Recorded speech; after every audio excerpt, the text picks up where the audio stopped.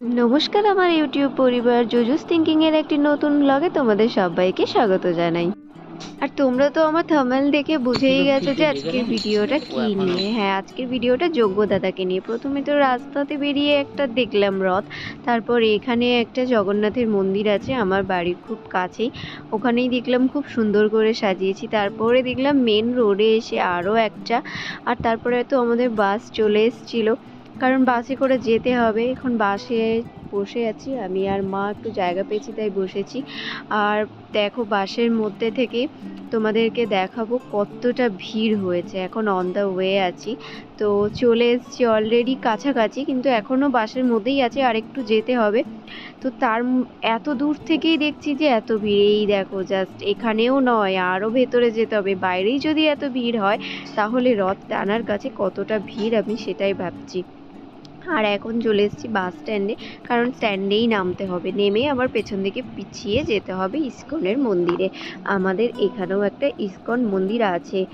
তো জাস্ট এখন মুখে ঢুকছি মেলার। এই দেখো ঢুকতেই পারছি না, এত ভিড়।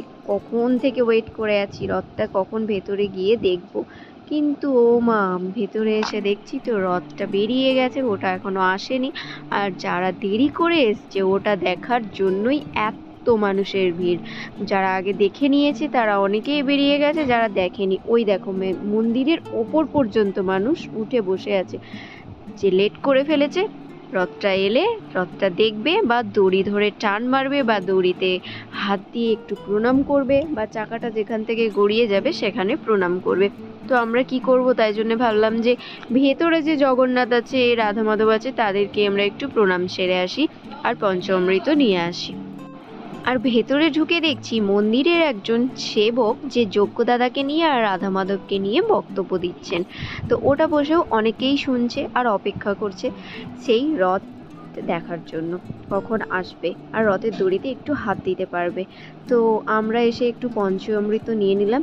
আর এই দেখো ভেতরে রাখা আছে যজ্ঞ দাদাকে, রাধা মাধবকে।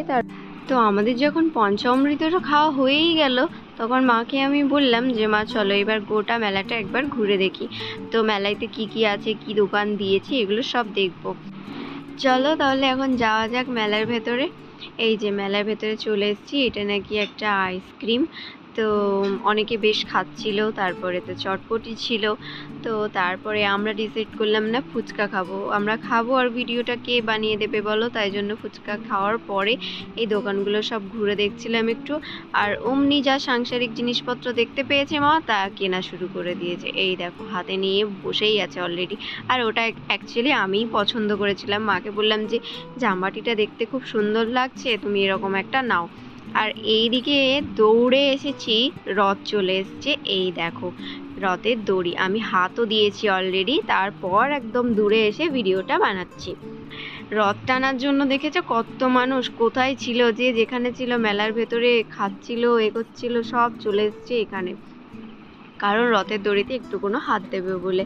তো রথটা কিছুতেই ঢোকাতে পারছিল না, এত মানুষের ঢল ছিল। তো শেষমেশ রথটা দেখলাম, রথের দড়িতে একবার টানও মারলাম, ছুলাম, প্রণাম করলাম।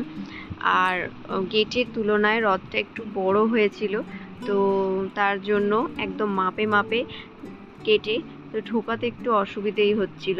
তারপরে প্রচুর মানুষও ছিল ওখানে। রথটা দেখতে ঠিক এই রকম লঞ্চের মতো ছিল, লঞ্চটা যেমন জলের মধ্যে চড়ে, আর এইখানে এটা মাটির ওপরে এইভাবে চলছিল।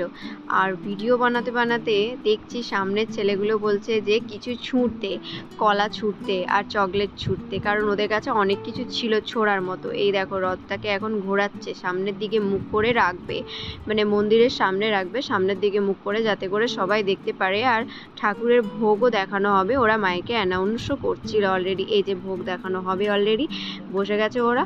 আর চলো আজকে আমাদেরও বাড়ি যাওয়ার পালা এদিকে।